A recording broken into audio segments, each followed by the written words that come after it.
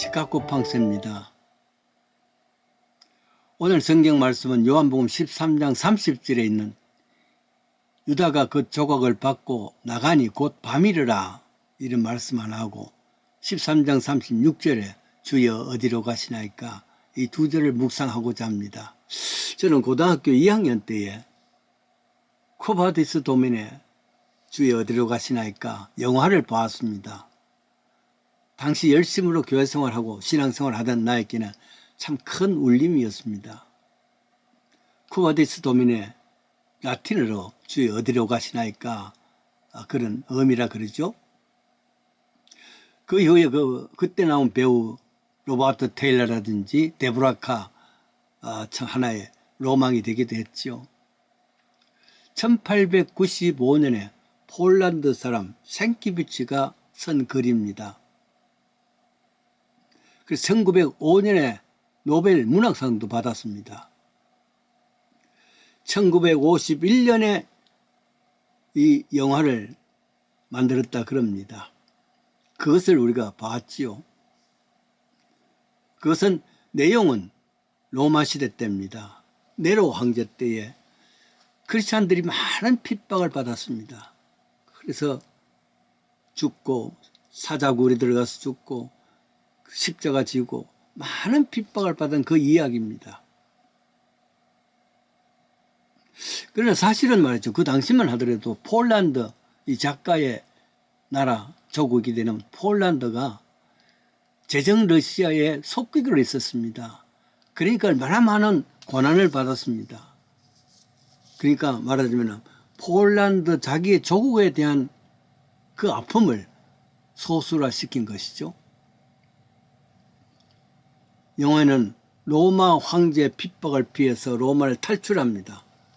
그런데 로마 성 입구에 예수님이 나타나셨단 말이죠. 주님 어디 가십니까? 베드로가 놀랐겠지요. 네가 내 양을 버리고 가니 내가 다시 가서 십자가 못 박히려 하는 것이다.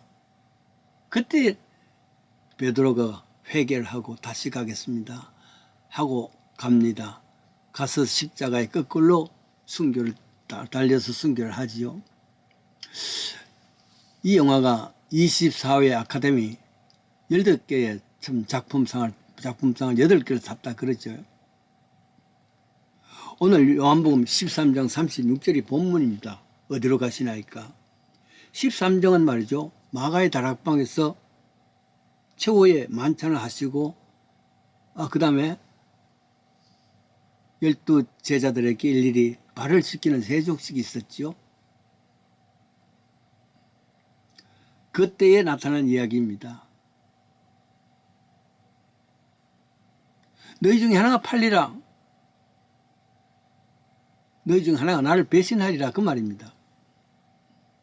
너희 중에 하나가 내 뒤통수를 칠 것이다. 서로 누굽니까 했을 건 아니겠어요? 내가 빵 한 조각 주는 그 사람이다. 그래서 빵을 받고 밖에 가론다가 나갔는데 캄캄한 밤이더라. 요한복음은 1장에부터 예수님에 대한 이야기를 이렇게 말합니다. 세상은 어두움이지만은 예수님께서 땅에 오셨는데 그 예수님은 사람들의 생명이라. 왜냐하면 예수님의 그 안에 빛이 있었으니까 그 빛은 사람들의 생명이라. 그 생명은 예수님의 빛이란 말이에요. 그래서 예수 안에 있는 사람은 빛 가운데 살아야 되는데 어두움 가운데 산다는 것은 예수님과 정반대의 길을 걷는다 그 말 아니겠습니까? 너희 중에 하나 팔리라 해서 나가보니까 곧 밤이라. 그 밤이라는 많은 의미가 있습니다. 회개를 했다면 얼마나 귀했을까 말이죠. 그러나 꼼수를 쓰고 악한 계획을 하는 사람 결국은 밤 죄의 길이란 말이죠.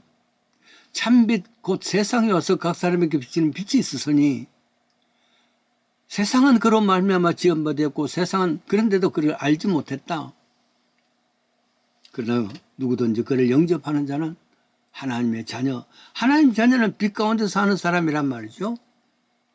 제자들은 하나님의 자녀가 된 사람 줄 알았는데 그 중에 한 사람은 어두움의 세계에 있었단 말이에요. 그리고 그 후에 제자들에게 새 계명을 주느니 너희들 서로 사랑하라. 서로 사랑하라는 것을 새 계명으로 주었습니다. 그냥 말로만 했을까요? 아마도 예수님께서는 깊이 이 가룟 유다를 생각하면서 그래도 사랑하자 하는 그런 마음 속에서 제자들에게 새 계명을 주느니 서로 사랑해라 그렇게 하는 게 아닙니까? 그러면서 최후의 만찬에서 말씀을 주시는 것이 아무래도 못마땅하단 말이죠. 마지막 끝기도 하고 말씀하시는 것이 오늘이 마지막인 줄 알고 그같이 말씀을 하신단 말이죠. 그래서 제자들이 묻습니다. 지금 어디 가십니까? 어디로 가십니까? 그런 이야기를 하시죠. 이거는 베드로의 질문만이 아닙니다. 지금 우리 모두의 질문이기도 합니다. 어디로 가십니까? 만약에 주님이 지금 우리에게 계신다면 주님 어디로 가십니까? 묻는다면 예수님께서 무슨 답을 하실까? 난 몇 가지 생각을 해본 게 있습니다. 가령 간호사들 있지 않습니까? 간호학교 1학년 때는 하나같이 다 어려운 데 가서 저 시골에 가서 의사도 없고 간호사도 없는 그곳에 가서 봉사하리라. 그런 말이 마음이 가득 차 있는 사람들입니다. 그렇다 그럽니다. 근데 2학년 되면서 3학년 졸업반이 되면서 가까이 어디 시내 좋은 것 장소, 좋은 병원, 유명한 병원 없느냐? 이걸 수소문도 하고 혹은 참 선배들한테 전화도 하고 교수들한테 부탁도 하고 달라진단 말이에요. 그런 사람 앞에 예수님이 나타났다면 주님 어디로 가십니까? 네가 싫어하는 저 시골에 가서 네가 싫어하는 저 아주 가난한 자에 가서 의술을 행하려고 간다. 그런 말씀 안 하겠습니까? 신학교도 그런 뜻입니다. 신학교 그냥 가는 사람 누가 있겠어요? 소망을 가지고 각오를 가지고 단단히 마음 먹고 갑니다. 거기를 어떻게 가? 1학년 때만 하더라도 저 시골 농촌 교회 가서 그 교회 사람들에게 부흥을 일으키리라. 아주 어려운 외로운 사람들을 찾아가서 그곳에서 복음을 전하리라. 그렇게 다들 거의 뭐 그렇게 생각합니다. 그래서 1학년 때 부름받아 났은 이 몸 어디든지 가오리다. 어느 누가 막으리까? 죽음인들 막으리까? 악올 꼴짝이 빈들에도 복음 들고 가오리다. 소돔 같은 거리에도 사랑 안고 가오리다. 진정으로 그런 마음입니다. 진정은 그 마음입니다. 베드로가 말이죠. 예수님께 다 버린다 할지라도 나는 안 버립니다. 진정스러운 마음입니다. 그런데 현종에 딱 도착하니까 그렇지 않단 말이죠. 3번씩이나 부인했지 않습니까? 신학생들 정말 1학년 때쯤 되면은 빚도 없이 감사하며 섬기겠습니다. 찬송 크게 부릅니다. 그러나요, 졸업반쯤 되면은 그 찬송 자신있게 못 부릅니다. 왜? 신의 좋은 교회가 없나? 선배들이 좋은 교회 연결 찾고 교수들한테 그 좀 구걸도 하고 말이지. 그랬을 때 그때 예수님께서 이 신학생 앞에 나타났다면 주님 어디로 가십니까? 네가 원치 않는 저 시골, 네가 원치 않는 저 외로운 사람들, 네가 원치 않는 가지를 않는 그곳에 내가 가려고 하는 것이다. 이런 것 아니겠습니까? 뛰어난 목회자가 되리라 마음가짐은 가졌지만 현실은 그렇지 못하다란 말이죠. 지금도 우리에게는 주님 어디로 가십니까? 질문을 해야 됩니다. 그때 질문은 예수님께서 하신 말씀.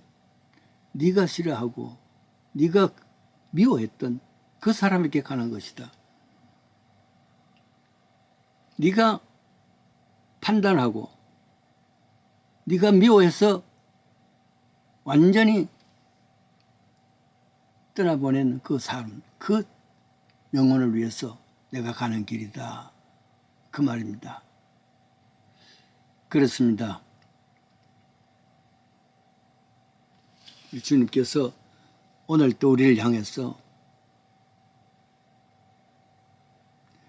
주님 어디로 가시나이까 했을 때에 우리를 향해서 하신 말씀들을 기억하시면서 가장 어려운 방법에 그 어려운 참 연약한 사람, 아파하는 사람, 괴로워하는 사람, 외로운 사람들 친구가 되는 복된 믿음의 삶 되기를 간절히